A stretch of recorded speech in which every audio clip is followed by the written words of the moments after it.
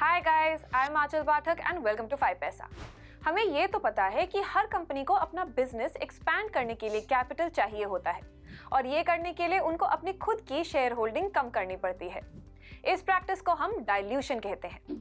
Share holders को funds देने के बदले कंपनी शेयर्स इशू करती है और ये शेयर्स दो टाइप्स के होते हैं, इक्विटी एंड प्रेफरेंस शेयर्स। इस वीडियो में हम समझेंगे इक्विटी और प्रेफरेंस शेयर्स के डिफरेंसेस के बारे में। सबसे पहले हम समझेंगे इक्विटी और प्रेफरेंस शेयर्स क्या होते हैं, इनके बीच के मेजर डिफरेंसेस को end of course types of equity and preference shares के बारे में भी बात करेंगे। लेकिन वीडियो शुरू करने से पहले as usual please like, share and subscribe to the 5 Paisa YouTube channel and don't forget to hit the bell icon for notifications. तो गाइस, पहले समझते हैं इक्विटी शेयर्स के बारे में। जैसा कि हमने पहले मेंशन किया, कंपनी अपने बिजनेस को एक्सपैंड करने के लिए अक्सर इन्वेस्टर्स से कैपिटल रेज करती है और इन रिटर्न इन इन्वेस्टर्स को कंपनी के शेयर्स मिलते हैं। इस प्रोसेस के थ्रू ये इन्वेस्टर्स कंपनी के शेयर होल्डर्स बन जाते हैं। इन शेयर्स को इक्विटी शेयर्स कहा जाता है।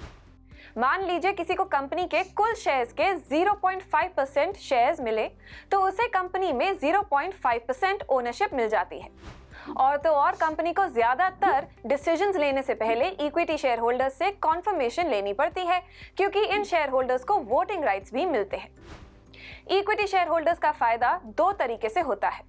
Number 1 in the form of capital appreciation and number 2 as dividends. However, the dividend in equity shares keeps fluctuating depending on how well the stock has performed.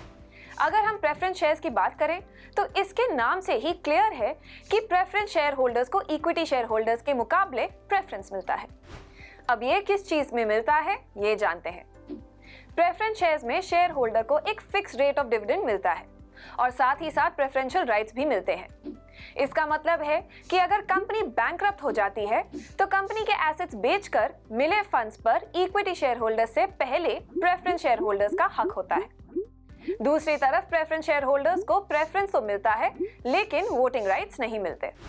आगे बढ़ते हैं और समझते हैं दोनों के बीच के डिफरेंसेस को। पहले बात करते हैं डिविडेंड के बारे में।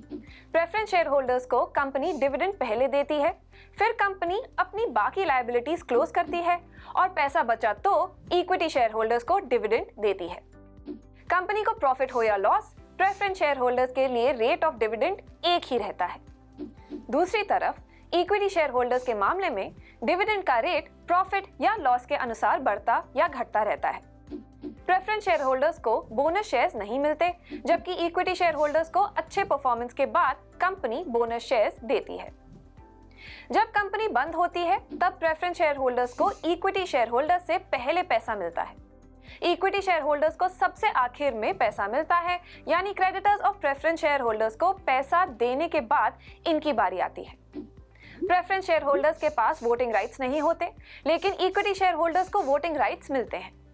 Preference share holders can't play a role in management of the company.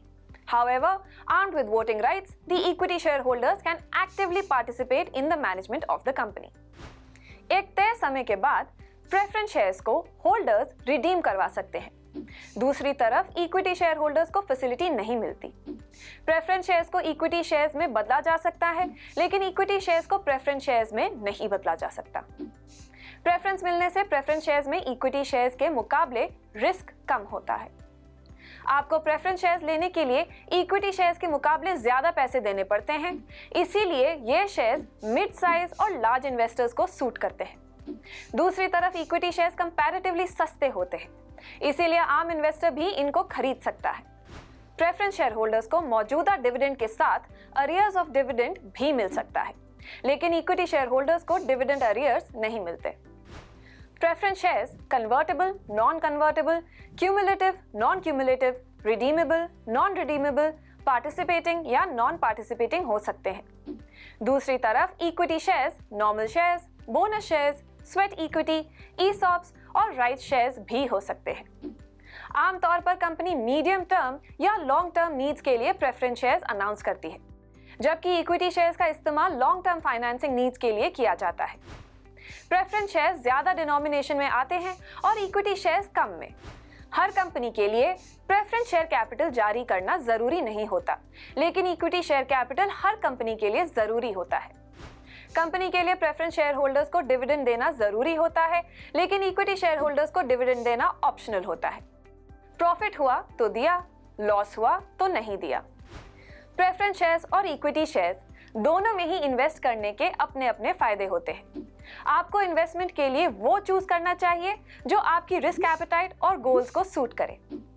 तो ये था हमारा video on preference versus equity shares. अगर आपको ये वीडियो पसंद आया तो प्लीज अपने फ्रेंड्स और फैमिली के साथ इसको शेयर कीजिएगा। हम आगे भी आपके लिए ऐसे ही इंटरेस्टिंग कंपैरिजन वीडियोस लाते रहेंगे। Stay tuned.